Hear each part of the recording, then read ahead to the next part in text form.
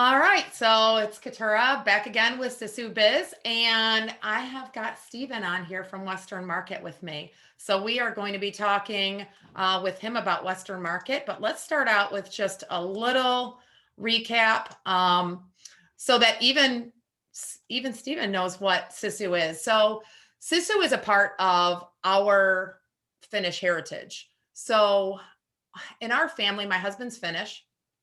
This is actually, so that 24-year-old that I was just telling you about, that's him.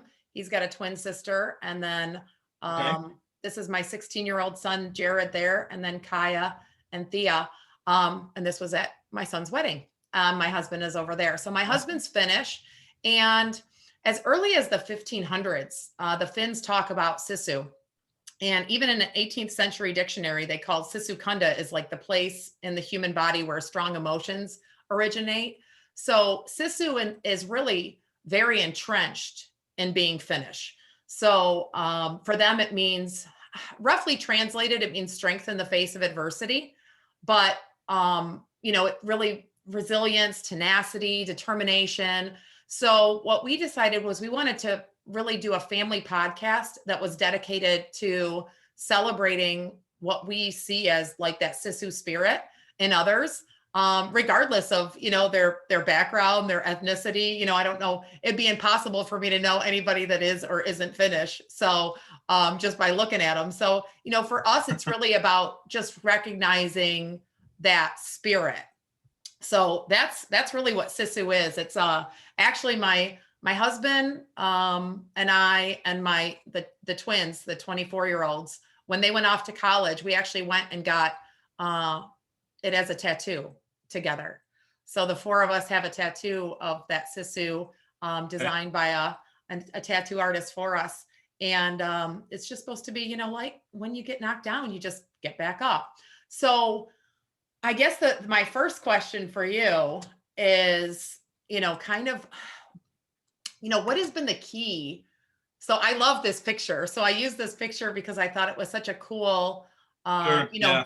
view of Western Market. And it kind of talks a little bit that you've been downtown in Ferndale since 1983. So creeping up on that fourth decade, which Yep. which is kind of a cool milestone.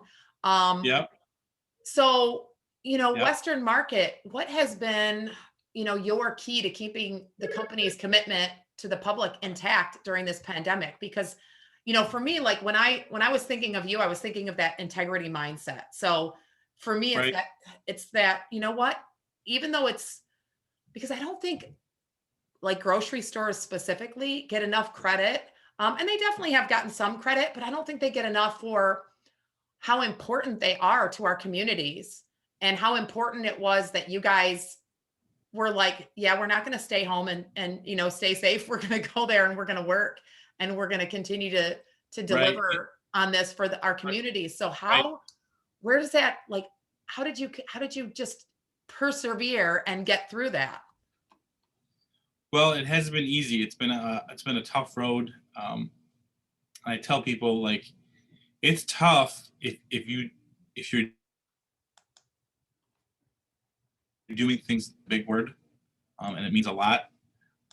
So like having the integrity with our products, having integrity with the way things are done, and then during this COVID period, the integrity of like are we sanitizing everything? Are we maintaining distance between the customers? Are we maintaining distance between the employees? Do we have safe working conditions in our workplace? And that was a big thing. Yeah. It was a big thing about making sure that our customers and uh, our employees felt safe. It's been a tough road to do things the right way, but for how we operate, the only way we wanted to do things was the right way. Yeah, and I mean, You know, I think people forget that too, is that it's not only that the business has to continue, but like our partnership and our experience with your team has been amazing. And I'll tell you what, during the pandemic, I haven't heard, and I talked to a bunch of our technicians, and obviously Joe and myself have been in there.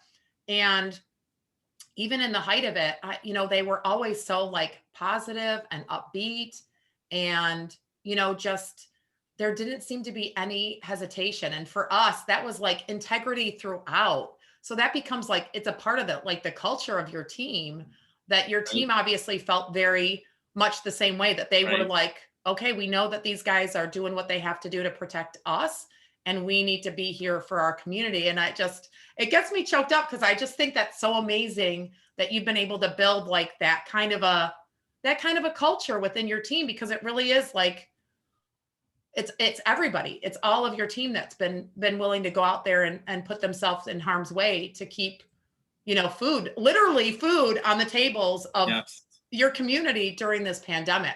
So I just think Right. that's so amazing. So how have you Especially, guys yeah, especially, go ahead. No, yep, go ahead. Go ahead. Especially what? Especially in beginning in March and April and May, when there was a lot of unknown. Just kind of had to pivot of, just to try to do things the right way again and try to make people feel safe, while being like very busy, busier than we've ever been before. Yeah. So it was a stressful time, but we got through it, and we're still going strong. So that was a big thing. I think the big stuff that we've talked about is you have to be able to pivot. You have to be able to be flexible about how you do things to make sure you have that integrity. You have an environment where people feel safe, and we're trying to sell our product too. Yeah, and that's the thing is you not only, obviously the community, but you also had employees that depended on that money, Right. that they were receiving. Right. And you obviously have pivoted a lot during the pandemic, not only to serve the patrons and the public, but also to serve your team. Right. So I liked this just because I grabbed this from your website, and you obviously have special shopping hours. So that was one of your pivots, right? And like SISU, I think one of the we things. were one of the first stores. Really? Yeah, we were. I think we were one of the first, not maybe the first, but we follow along about going to the that shopping hour, the dedicated shopping hour. So Yeah, I love that, because then people that are in that, like the CDC guidelines of people that are, immune compromised, over 60, pregnant women, right. Individuals with the heart disease, lung disease, diabetes that are concerned about going out, they know that they can come to your facility during those times and have less of a crowd to have to deal with. So I think and again, like for SISU, one of the things that I Sure. read was, a promise. They're very big on reliability, being, honesty. It all goes to that integrity mindset. But one of the quotes that I loved in a book that I read about SISU was, a promise is a promise that must be kept. And you guys have obviously, taken that to heart, really, because that's why you did this. You did this so you could continue to serve the community Right. in a safe way. So what other pivots have been kind of crucial for your team? What other pivots have you made that you feel were like really good pivots during the pandemic? Well, I think the main thing for us is the limiting of people in the building, the limiting of customers. We call them the safety czar. So the safety czar is like up front, and they monitor how many people are in the store. We have a limited amount of customers in the store. That whoever comes in, they have to have a mask, and if they don't have a mask, we'll provide the customers with a mask. And if they didn't, also if they refuse to wear a mask, then we handle things how we see fit. Yeah, and I think that's amazing that you guys actually provide it, for them as well. Right. Because Right. a lot of people in the community have struggled with even, buying a mask, being able to keep it. There's a lot of financial struggles that people have Yes. faced. Everybody to come here right. So I think that that's Yeah. amazing that We you would were love able to to do have. that. Yes. Yeah. So I would say that's probably the biggest change is limiting the customers. Like if you would have told us before the pandemic, like at one point in time, you're going to limit how many customers you have in the store, we would have said like, no way, like impossible, So, but, limiting the customers helps us try to be, the distancing of the customers, and then we try to like have, as many checkouts as possible to try to get the customers in and out so people aren't waiting a long time outside. And then we've also a huge pivot for us that we made an enclosure outside for customers to wait because of the cold weather.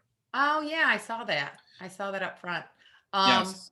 Yeah. So we put an enclosure, and then we have heaters out there. So, we're trying to make it work. so that people have, I mean, I think that this is, and again, if it goes to the people need to have a little bit more patience. I think that's a message that I've tried to get out there Right. is like, be patient with each other, be patient with the people that like the Right. team that you have there, people coming in and they're stressed out and they're concerned and they're worried. But I think it's such a good message that everybody just maintains that, that patience that, hey, if you have to wait a little bit to get in to Western market, Sure. it's going to be worth the wait because they're doing it to keep you, to keep you safe. And I think that's Some customers.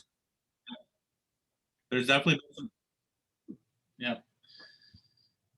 Yeah, absolutely. There's been some customers that like come up that says, I don't want to wait. And then, we have to be okay with that. But I think the majority of the customers have an appreciation of the way we're doing things. yeah. And you know what I would bet, and again, I'm kind of a glass half full kind of a person.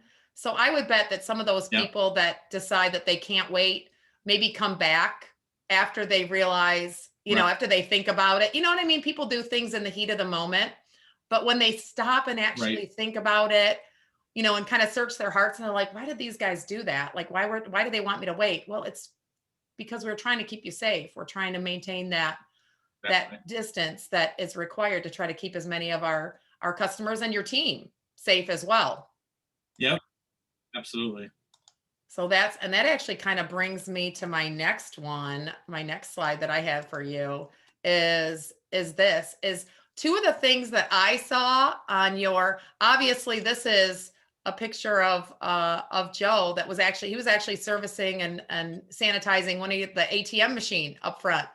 Um, But two of the things that I Yep. loved that were on your website, and what it kind of struck me is like the path less traveled. Like you had a quote on there, it says serving and educating our community. Um, and this sounds like this Right. was before the pandemic. Like this is a part of your mission. Like this is who Western Market really is, like in the long Right. haul. Before the pandemic, during the pandemic, after the pandemic, ethically sourced and authentically produced. And I was just struck by that for me, that was like, that's the path less traveled. Because this does not seem, Stephen, like it's the easiest thing. This seems Right. like this takes some work and effort. Yeah. Yeah. Yes. Mission statement, maybe 5+ years ago when we were doing some development work within our store, within our staff. And it was a good tool. The mission statement was a good tool for us because we could say, okay, it relates to a lot of different things that come up, whether it's a product that we want to buy, whether it's a procedure we want to put in play, these issues that come up, does it line up with our mission statement? So it's not an easy thing to stick by. This is what we want to believe in. This is what we're striving for. So it's a good guideline for us to do things the right way by following our mission statement. And I think you just hit on something that's like such a beautiful, concept is you don't want your mission statement to just be a bunch of words that sound good Right. on a website. And it sounds like you guys have, really, it's a living, breathing mission statement for you and you measure everything against it. And I think It's an important part. yeah, I mean, that's really what a mission statement should be. And in my opinion is it needs to be who you are. It needs to be how you measure whether you do or don't do something. So, I mean, it sounds like you guys have hit that one on the head. So my last question for you is what is the key to your perseverance? I mean, I know from knowing you now for a bit that you've got SISU, you've got the SISU spirit. But Yes. where does that come from for you? Like, where do you get that just perseverance to, when so many people are like, they see an obstacle and they go, all right, I'm going to take my blocks and go home and just like wait this out. Where does that come from for you where you're just like, no, like, let's find a way around this?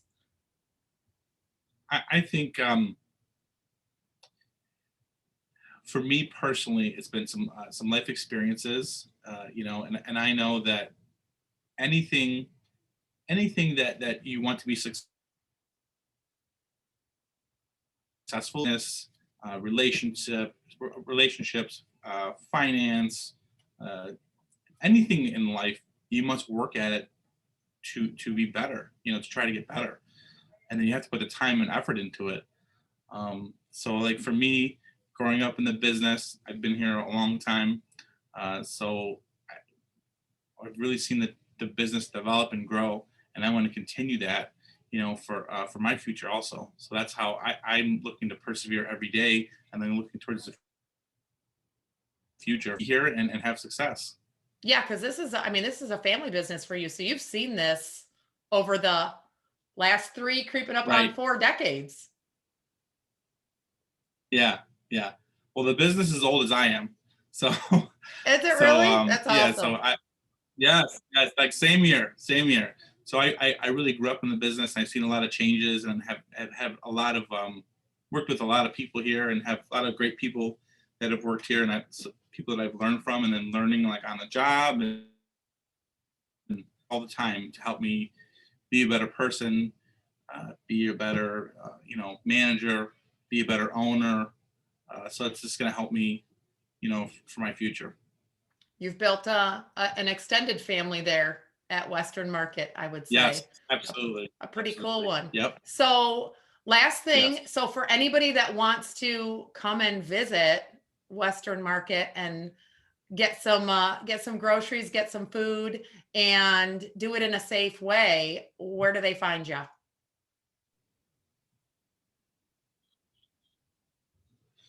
The location, we're on 9 Mile between Woodward and Livernois, in downtown Ferndale. And can't miss it. You guys have a picture up front, so you can't miss it. Thank you so much for being on here today. And it was Thank you for having amazing. me And on. you for sure, at least in my book, you got Sisu. Yes, yes, I like it. Yeah, please check us out. We've been remodeling, so I need to do a remodel at our store, and I would say maybe 6 to 8 months even before COVID, hit. Had these plans to do this remodel, and so during COVID, we kind of like started remodeling, and then now we're everything's coming together. We have a lot of new display fixtures, and we're doing some cosmetic things. We're painting and just making the store. We're updating our store. So we're able to sustain our business and to have our customers and for our employees. So you pivoted and now you're pivoting back. Right? Yeah. Yep. That's Yep. awesome. All right, let me stop the recording.